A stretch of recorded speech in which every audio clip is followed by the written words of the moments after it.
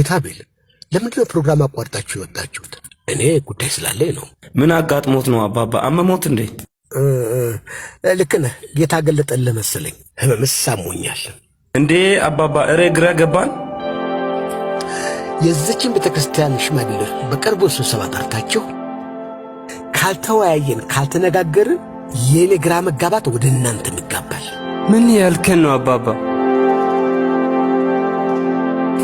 ያንተ አይነት ከኔ ይሻላል። የሐዋርያት ሥራ ምዕራፍ 20 ቁጥር 28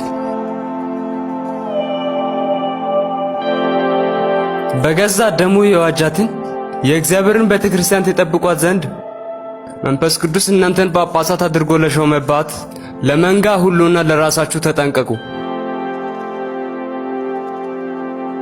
መንጋውንም እናንተን ሊበላ ሰፈሰፈ አውሬ በደጃለ። አባባ ስለምን እየነገሩን ነው? የእግዚአብሔር ቃልና እኛ የምንፈስበት ወንዝ ለየቅል ነው።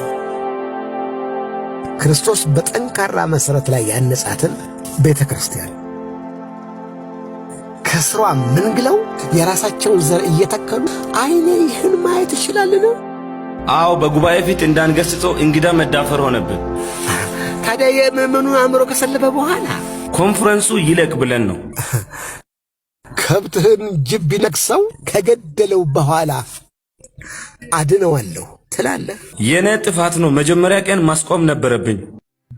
አባባ ነገሩ የተበላሸው በሚዲያ ፍጆታ ተታለን ሕዝባችን ያው ታዋቂ አገልጋዮችን ስለምናፍቅ ደስ ለማሰኘት ነበር።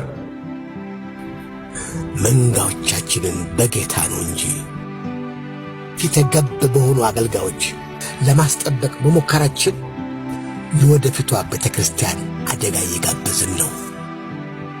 በጥሩ ስነ ምግባር ያደገ ሰው እንኳን ከፍ ዝቅ አድርጎ አዋቂ አይዘርፍም። እስቲ በእነዚህ 3 ቀናት የትኛውን የእግዚአብሔር ቃል አስተማርን? የሚጠቅሳቸው የወንጌል ክፍሎች ከሚሰብከው ንግግር ጋር አንዳችም ተዛምዶ የላቸው። ጌታን ፈልገው ሳይሆን ድህነትን ለመሸሽ በተሞሉ ምዕመኖች አዳራሾቻችን መጠቅጠቃቸው ያሳዝነናል።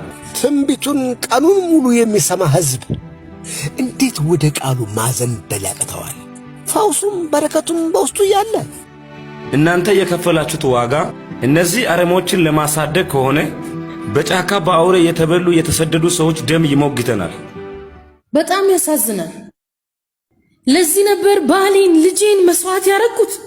በጫካ እሾህ የበላሁት ለዚህ ነበር። ይህንን ወንጌል ለማትረፍ ነበር በእሾህ ስሰቃይ ነበረው።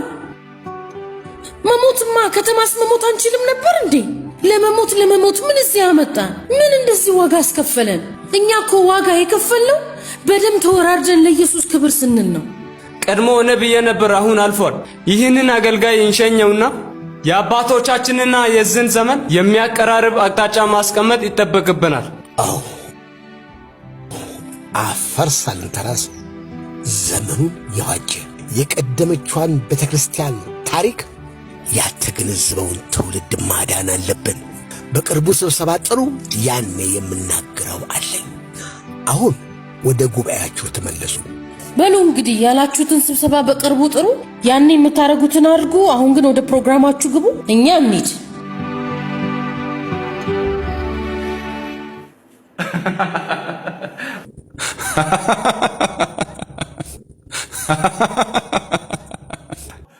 ቢገባ ይሄ ሰማያዊ ቋንቋ ነው። ቢገባ ይሄ ልሳን ነው።